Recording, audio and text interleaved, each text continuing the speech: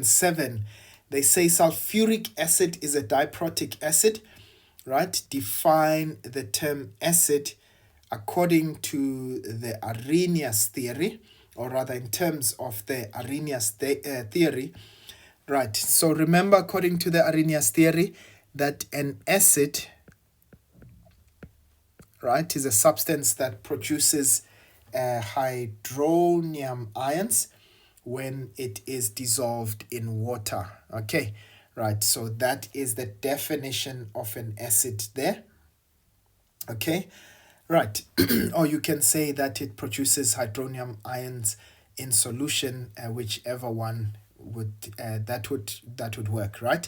So they say give a reason why sulfuric acid is referred to as diprotic. Okay, so remember in this case that when it ionizes, rather, it produces 2 hydronium ions. Okay, or you can say that it forms 2 protons, right, when it dissolves in water. Okay, right, so that is why it is diprotic. All right, so the next question, they say the hydrogen carbonate ion acts as both an acid and a base. It reacts with water according to the following balanced equation. Right, now they say to us, write down one word for the underlined phrase. So a substance that acts as both an acid and a base, we call this an ampholyte. Okay, so that's an ampholyte. Now they say to us, copy the equation above and indicate the conjugate acid-base pairs, right? So, fortunately, I can actually have it right there. So remember, so this HCO3 becomes H2CO3 on the other side. So that does tell us that these are conjugate pairs of each other, right? But we're going to indicate, so which means HCO3 received a proton. So this guy must be the base, right? So that makes this an acid. Okay, and which other ones do we have? That's another pair. H2O started as H2O, and it becomes OH minus on the other side. So in this case, H2O must have acted as an acid in this case, and so OH minus therefore would become the conjugate base of it. All right, please just note there. Okay, so we've indicated the acid-base conjugate pairs. Of course, you would have rewritten that and wrote it in your answer book. Okay, right, now let's go to the next question. They say to us a laboratory assistant was asked to prepare 2,500 cubic centimeters solution of hydrochloric acid with a concentration of 0.25 moles per cubic decimeters. Right, now they say the laboratory assistant had a bottle of concentrated hydrochloric acid, which had the following written on the label. Right, so the chemical, hydrochloric acid, the density, 1.2 grams per cubic centimeters, right? And in this case, they said percentage hydrochloric acid by mass of solution is 36 cubic centimeters. All right, now they said to us, calculate the mass of hydrochloric acid contained in 2,500 cubic centimeters of 0.25 moles per cubic decimeters. Right, ladies and gents, so we've got the volume, right? We've got the concentration. We are looking for the mass. All right, so that means we can use our C is equal to M, small m over molar mass times volume. Our concentration is 0.25. We want the mass. And please note, hydrogen chloride or hydrochloric acid, right? The molar mass of hydrogen on the periodic table is 1, and chlorine is 35.5.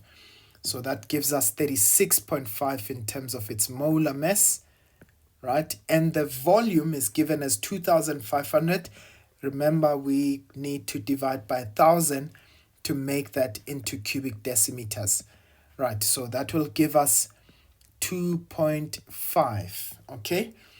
Right, now ladies and gents, all we do is to cross multiply m times 1. Okay, so let's find that answer there.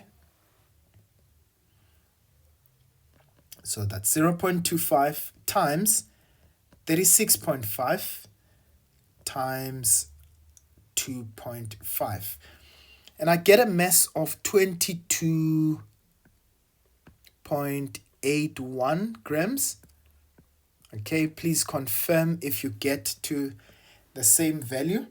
Right, but that is the value that I actually obtained in this case. Right. Of course, given, that answer, there's a 5 there. I'm actually going to keep it as 22.81. All right, now in this case, we've got 50 cubic centimeters of a 0.25 moles per cubic decimeters hydrochloric acid solution, right, is used to neutralize 20 cubic centimeters, right, of sodium carbonate. Right, we're given the reaction over there. They say calculate the concentration of the carbonate solution.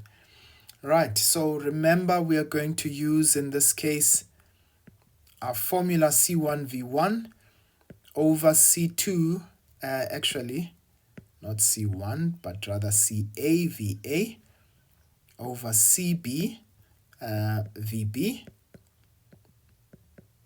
which is equal to Na over Nb. Now notice this is our acid here and this is our base. Right, so the concentration of the acid 0.25 times the volume of the acid is 50. The concentration of the base is what we're looking for. And we know we're given a volume of 20. All right. Now, number of moles of the acid, our coefficient is 2 there. And the number of moles of the base, our coefficient is 1 over there. Right. So let's do some gymnastics. Okay, so we've got 20 times 2 times CB. That's 40 CB. Which is equal to, in fact, we might as well just do that with one calculation. So 0.25 times 50, okay, times 1, okay, which is equal to that. And we are going to divide that by 40. And so this is simply going to give us 0.3125. Okay, so that still gives us 0.31 moles per cubic decimeters. Now, of course, some of you would say, yeah, but we should have converted that volume to cubic decimeters. You may do so, ladies and gents, but there is absolutely nothing wrong. We should be able to get the same answer even if we didn't convert, right? What you should note, though, is that if you decide to convert, you must convert both of them. If you decide not to convert, both of them must be in the same units, which is cubic centimeters. Okay, right. And in this case, the last question. They say, name a suitable indicator that can be used in this titration and give a reason for the answer. Now, ladies and gents, we have to know our indicators. Okay, so what are we taking here? We're taking a strong acid, right? And we're taking a weak base, right? Remember, if it's not hydroxide, then it should be a weak base. So which means our salt that we are going to form on the other side. Okay, so this would actually form an acidic salt. Okay, but in this case, we've got sodium chloride on the other side. Okay, so I would actually take methyl orange, right?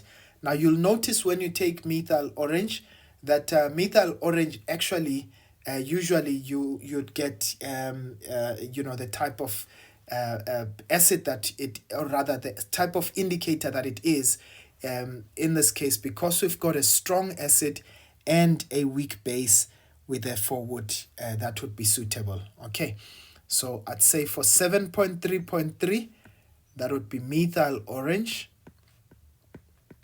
Okay, and they said give a reason, because we've got a strong acid and a weak base. All right, so that is how the cookie crumbles, and that brings us to the end of question 7.